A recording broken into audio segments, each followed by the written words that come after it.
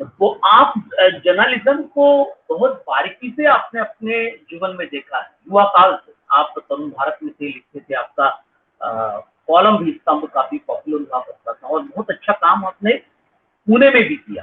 चाहे वो मनोरंजन जगत पर लिखना हो या फिर थोड़ा-सा खोजी टाइप की जो पत्रकारिता होती है, वो भी आपने की। लेकिन फिर बाद में आपने छोड़ क्यों दिया? क्या आपको नहीं लगा कि इस पत्रकारिता को आगे बढ़ाना चाहिए और थोड़ा-सा ऊँचे पद पर जाना चाहिए और कुछ कहीं घूमना चाहिए क्योंकि आपको देश में काफ़ी हिस्सों में आपने घूमा, जो पत्रकार को बेसिकली एक जिज्ञासा चाहिए होती, वो आप में कूट-कूट कर भरी थी। आप बहुत अच्छा लिखते थे, लोगों से आपका बड़ा सरोकार था, बुनियादी मुद्दे आपको पता थे, किसानों की राजनीति, किसानों के अहम मुद्दे ये भी आपको पता था और सबसे बड़ा मुद्दा यानी कि बहुत ज़्यादा घूमने की आपकी चाहत थी। ये पत्रकारों के लिए बहुत ज़रूरी होता है कि वो देखे देश, दुनिया को, समाज को, अलग-अलग राज्य के राजनीति को। तो ये सब बहुत सारा जो एक अच्छे पत्रकार के अंदर, व्यक्तित्व के अंदर जो चीज़ें होनी चाहिए एक बढ़िया पत्रकार होने के लिए, वो सब कुछ आपने था, लेकिन फिर आपने छोड़ क्यों दिया? उसका कारण ऐसा था कि मैं पत्रकारिता में जो आया, उसके पहले मैं आंदोलन का हिस्सा बना। ये ठीक है कि मुझे लिखने की आदत थी, मैं बहुत लिखता था, लेकिन कविताएँ लिखता था, लेख लिखता था, कहानियाँ लिखता था। और आंदोलन में आया, जयप्रकाश नारायण के तरुण शांति सेना आंदोलन का हिस्सा बना, फिर जेल में गया, जेल से छूटने के बाद में मैं जब यवतमाल में रसवंती चला रहा था, तब मागो वैद्य जी वहाँ मिलने को आए थे। उन्होंने अनायास से नागपुर में मैं सीखने को आ रहा हूँ अगले साल, क्योंकि मैं एमए फाइनल करना मेरा बाकी था, तो एमए फाइनल के लिए मैं आ रहा हूँ, तो तब उन्होंने मुझे निमंत्रण दिया कि आप आए तो मुझे पहले तरुण भारत में मिलिए। मैं काफ़ी महीनों के बाद में उनसे मिला।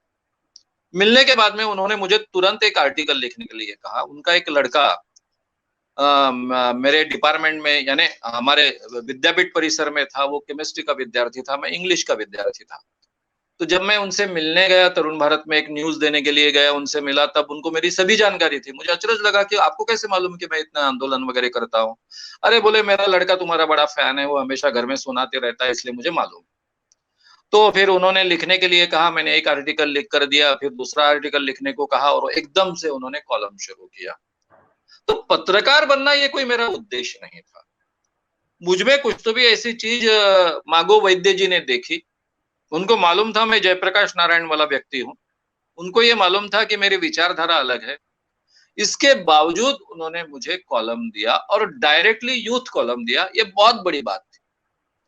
तो उन्होंने एक्सीडेंटल मुझे पत्रकार बनाया। अब मैं आंदोलन से आने वाला व्यक्ति, अलग-अलग ढंग के विचार रखने वाला व्यक्ति और पत्रकारिता में मुझे वो सब प्रयोग करने को मिले।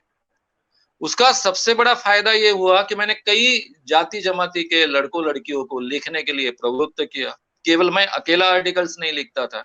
जैसे ही मैं एस्टेब्लिश हो गया तो 2 आर्टिकल मैं लिखता था और 2 आर्टिकल मैं बाकी लोगों से छोटे-छोटे आर्टिकल्स उनके लिखवा के प्रसिद्ध करवाता था।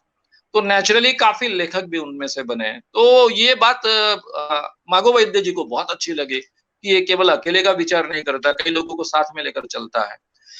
यानी वहाँ इतने अलग-अलग विचार रखने का मुझे अवसर मिला और मुझे ये ध्यान में आया कि पत्रकारिता एक बहुत बड़ा सामाजिक परिवर्तन का हथियार बन सकता है। मैंने जो भी तरुण भारत में 3 एक साल तक कॉलम चलाया, वो कॉलम के ज़रिए मैंने सही मायने में सामाजिक परिवर्तन के लिए हथियार का उपयोग किया। फिर उसके बाद में क्या हुआ? मैं प्राध्यापक बना तब भी मेरे कॉलम तरुण भारत में शुरू थे, मेरी पत्रकारिता शुरू थी, उसमें इन्वेस्टिगेटिव जर्नलिज्म था।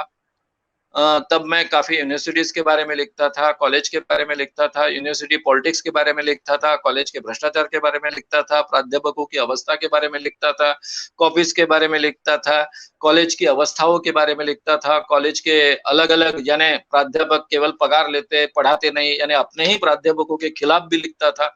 ये सब मैं करता था और वो हथियार जैसा सुंदर काम करता है, उसके अच्छे रिजल्ट्स आते हैं, मेरे ध्यान में आता था। तो मेरे दिमाग में ये बात बैठ गई कि पत्रकारिता एक बहुत बड़ा एक इफेक्टिव हथियार है। जबकि मेरे पहले दिमाग में कभी था नहीं कि मुझे पत्रकार वगैरह बनना है। प्राध्यापक बनना ये मेरा सपना था, जो मैंने तुरंत 1 डेढ़ साल में ही छोड़ दिया। लेकिन पत्रकार बनना ये कोई मेरा उद्देश्य जीवन का कभी था नहीं। फिर मुझे पूना का निमंत्रण मिला। वो सामान्य निमंत्रण नहीं था, बहुत बड़ा निमंत्रण था। उनको मुझे काफ़ी बड़ा संपादक वहाँ का बनाना था। इसलिए मुझे उन्होंने ग्रूम करने के लिए भी बहुत कोशिश की, बहुत चांस दिया और मैं केवल मनोरंजन पर नहीं लिखता था, तो मनोहर में मुझे हर विषय पर लिखने का अवसर मिलता था। मैं अर्थशास्त्र पर लिखता था, नाटक पर लिखता था, सिनेमा पर लिखता था, सामाजिक क्षेत्र के बारे में लिखता था। ऐसा कोई विषय नहीं था कि जिसके बारे में लिखने के लिए मुझे अवसर ना मिला। मैंने कई विषयों के बारे में लिखा और वो भी हथियार कर हमने उपयोग में लाया। वो पूना का होने के कारण और किर्लोस्कर प्रेस का होने के कारण उसको काफ़ी प्रतिष्ठा थी। तो महाराष्ट्र में, पूरे महाराष्ट्र में मुंबई से लेकर तो नागपुर के आखिरी छोर तक मुझे एक पहचान उसमें से मिली। और मुकुंद राव जी मुझे साथ में लेकर घूमते थे, इसलिए एक्चुअल पहचान भी लोगों के साथ में, गाँव-गाँव के लोगों के साथ में होती गई। अब मुकुंद राव जी को वो कल्पना नहीं थी, क्योंकि उनको मालूम था कि मेरे पगार के दृष्टि से देखा जाए तो मैं बहुत नुकसान में हूँ। 1/4 पगार मुझे केवल मेरे प्राध्यापकी से 1/4 पगार केवल मुझे किर्लोस्कर प्रेस दे रहा है। लेकिन वो मानते थे कि ये पगार के लिए तो श्याम विचार करने वाला नहीं है, लेकिन आगे में इसका करियर बहुत अच्छा बनेगा। बाद में उनको छोड़ना पड़ा। उनके जगह उनकी पत्नी आई। उनको भी पता नहीं था कि उनको शायद छोड़ना पड़ेगा, उनके पता या संपादक पद उनको छोड़ना पड़ेगा, क्योंकि उनके खुद का ही था, किर्लोस्कर का ही था, इसके बावजूद उनके अंतर्गत कुछ हुए। और उनके साथ में मेरा कोई कमिटमेंट न होने के कारण में उनके साथ में मैं 2 महीने भी ठीक ढंग से काम नहीं कर पाया। और फिर मैं वहाँ रेज़िग्नेशन देकर मुंबई में गया। मुंबई में मैंने कुछ सिनेमा के कॉलम शुरू किए, करब कर कुछ महीने मैंने मुंबई में बिताए। अच्छे ढंग से मैं एस्टेब्लिश हो रहा था। मेरे एक मित्र देशमुख शरद, जो नागपुर पत्रिका के पत्रकार थे, वो मिलने को आए और उन्होंने मुझे पटाया कि तू जब से गया है, 2 साल हो गए तुझे नागपुर छोड़कर, तो बाकी वहाँ पर इतनी सामाजिक अलग-अलग मूवमेंट चलते थे और तेरे कारण उनको सबको बल मिलता था, सबके साथ में तू समन्वय करता था, वो सब के सब सो गई। ये क्या पत्रकारिता कर रहा है? ये लड़के-लड़कियों के पीछे लगकर ये सब करना, सिनेमा के बारे में और ये सब, ठीक है तेरे को पैसा मिलेगा, नाम भी मिलेगा, लेकिन इसमें क्या मतलब है? तेरे जैसे व्यक्ति ने ऐसा नहीं करना चाहिए। तू नहीं रहेगा तो ये सामाजिक सब ये खत्म हो जाएगा। और मुझे भी लगा कि मेरा जन्म सामाजिक क्षेत्र के लिए हुआ, इसलिए मैं नागपुर वापस आया, तरुण भारत के साथ में फिर से जुड़ा। तरुण भारत में उससे भी कम पगार में मैं काम करने लगा और तरुण भारत के साथ में 6 महीने तक काम करने के बाद में इस निर्णय तक तरुण भारत पहुँचा कि उन्होंने मुझे निकालने के लिए जिस वीकली के लिए मैं आया था, वो वीकली बंद कर दिया। क्योंकि मेरे विचारों में अभी काफ़ी परिवर्तन हो चुका था। और जो विचार मेरे पहले तरुण भारत ने बहुत अच्छे ढंग से सहन किए थे, यानी तरुण भारत में मेरे कॉलम्स में मंगलसूत्र पहनना कि नहीं इसकी भी चर्चा थी, कुंकू लगाने का नहीं स्त्री ने इसकी भी चर्चा थी। हर चीज के बारे में चर्चाएं होती थी और कभी भी मागो वैद्य या फिर दीपा गुमरे, ये 2 संपादक थे मेरे, इन्होंने कभी रोकने का प्रयास नहीं किया।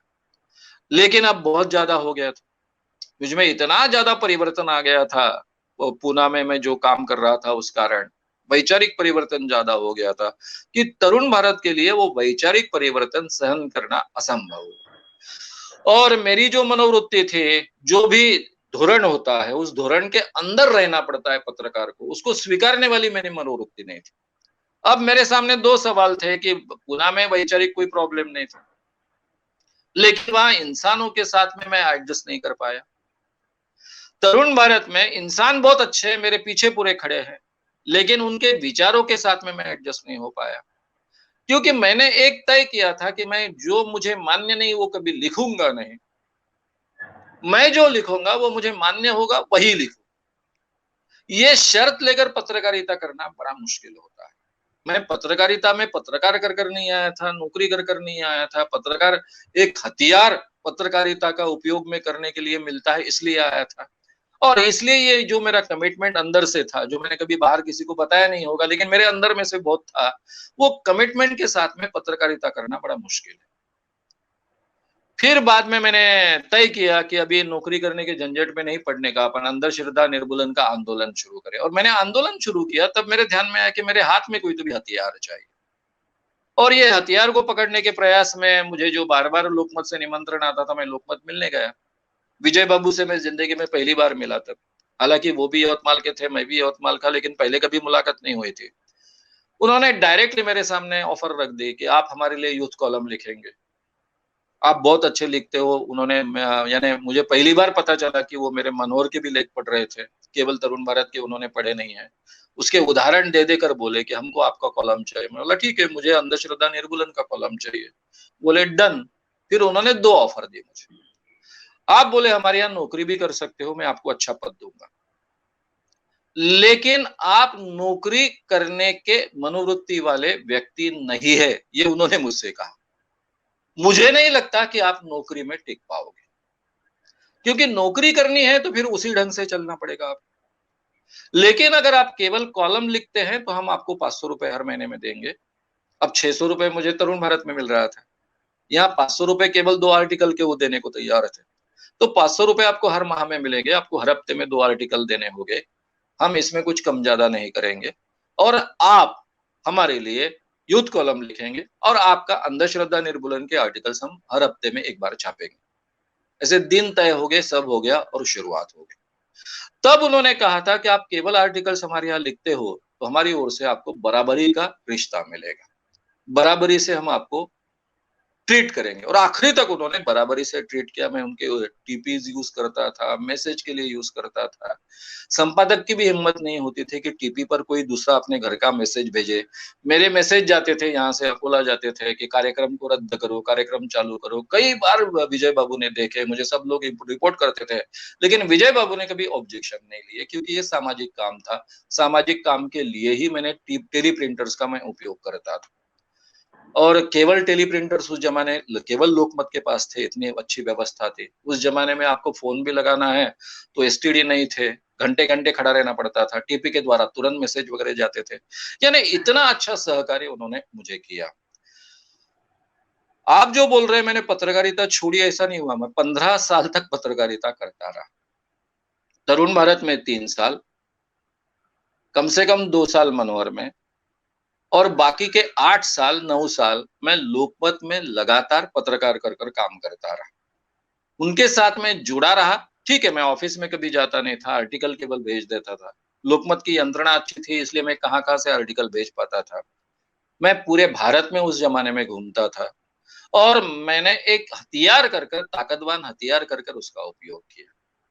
मैं ये जानता था बीच में बहुत बहुत अच्छे ऑफर्स आए। बीच में मैंने महाराष्ट्र टाइम्स के लिए मैंने एक अर्जी डालकर रखी थी। वहां पर एक देवधर नाम के बहुत अच्छे संपादक थे, मेरे बहुत अच्छे मित्र बन चुके थे। तो वो उन्होंने मुझसे कहा था कि शामराव तुम ऐसा करो ना, एक अर्जी डालकर रख दो, जब भी महाराष्ट्र टाइम्स में जगह निकलेगी हम आपको बुलाएंगे। मैंने अंधविश्वास के खिलाफ काम शुरू किया, और फिर उनका निमंत्रण आया कि आपके लिए जगह निकाली, आप आइए। उन्होंने मुझे बहुत पटाने की कोशिश की। मैंने उनको समझाया कि सर अभी मैं आऊंगा तो मेरा आंदोलन पूरी तरह से, अभी तो शुरुआत है, अभी 1 साल हो रहा है, अभी जोर पकड़ रहा है। अभी अगर मैं इसको बंद कर दूंगा तो फिर ये काम तो कोई नहीं करेगा। पत्रकारिता के तो मेरे अलावा भी कई लोग आएंगे, आपको कई लोग मिलेंगे। बोले तेरे समझ में नहीं आ रहा है कि तू महाराष्ट्र टाइम्स में आने का मतलब क्या होता है। तुझे पूरा महाराष्ट्र मिलता है, महाराष्ट्र टाइम्स की जो प्रतिष्ठा है वो उस तेरे काम के साथ में जुड़ जाएगी। लेकिन मैंने बोला आप स्टेशन होना चाहते हो, जो व्यवस्था मुझे लोकमत दे रही है कि मैं कहीं भी घूमूं और केवल आर्टिकल भेजूं, ऐसी व्यवस्था आपके यहाँ नहीं है। आपको तो आपके ऑफिस में काम करने वाला व्यक्ति चाहिए, उस पद के लिए चाहिए। तो वो तो मेरे लिए संभव नहीं है। अगर आऊंगा तो मुझे आंदोलन बंद करना पड़ेगा। यानी वो भी चांस मुझे छोड़ना पड़ा। मैं जानता था कि पत्रकारिता की जो मर्यादाएं होती हैं, एक बार आप ऑफिस में काम करते हो, चाहे संपादकीय टेबल पर काम करो, किसी भी टेबल पर काम करो, उस मर्यादाओं में रहकर मैं पत्रकारिता नहीं करना चाहता। अगर मैं चाहता तो कहीं ना कहीं जुड़ जाता था। मैं पत्रकारिता का उपयोग एक हथियार कर करना चाहता था, और मैंने 90 साल तक, 90 तक, 77 to 90 तक मैंने बहुत इफेक्टिवली उसका उपयोग किया है।